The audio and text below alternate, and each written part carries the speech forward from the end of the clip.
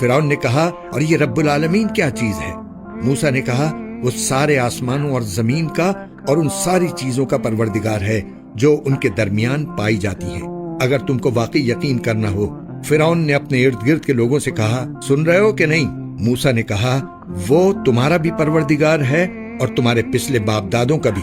فرعون بولا تمہارا یہ پیغمبر جو تمہارے پاس بھیجا گیا ہے یہ تو بالکل ہی دیوانہ ہے۔ موسیٰ نے کہا وہ مشرق و مغرب کا بھی پروردگار ہے اور ان کے درمیان ساری چیزوں کا بھی، اگر تم عقل سے کام لو۔ کہنے لگا یاد رکھو اگر تم نے میرے سوا کسی اور کو معبود مانا تو میں تمہیں ضرور ان لوگوں میں شامل کر دوں گا جو جیل خانے میں پڑے ہوئے ہیں۔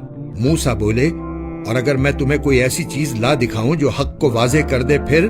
فرعون نے کہا اچھا اگر واقعی سچے ہو تو لے آؤ وہ چیز۔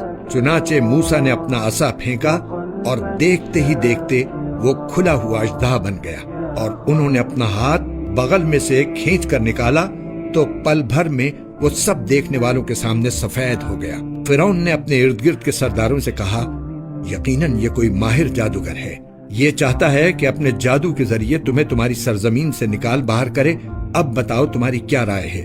انہوں نے کہا ان کو اور ان کے بھائی کو کچھ مہلت دیجیے اور تمام شہروں میں ہرکارے بھیج دیجیے جو ہر ماہر جادوگر کو آپ کے پاس لے آئیں اور ان جادوگروں کا مقابلہ کریں۔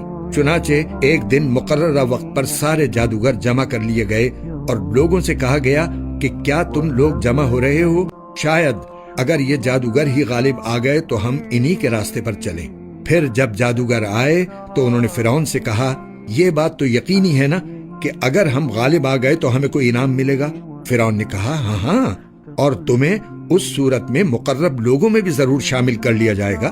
موسیٰ نے ان جادوگروں سے کہا جو کچھ تمہیں پھینکنا ہے پھینکو۔ اس پر ان جادوگروں نے اپنی رسیاں اور لاٹھیاں زمین پر ڈال دیں اور کہا کہ فرعون کی عزت کی قسم ہم غالب آئیں گے۔ اب موسیٰ نے اپنا عصا زمین پر ڈالا تو اچانک اس نے اژدہا بن کر اس تماشے کو نگلنا شروع کر دیا جو وہ جھوٹ موٹ بنا رہے تھے۔ بس پھر وہ جادوگر سجدے میں گرا دیے گئے، کہنے لگے کہ ہم رب العالمین پر ایمان لے آئے جو موسیٰ اور ہارون کا پروردگار ہے۔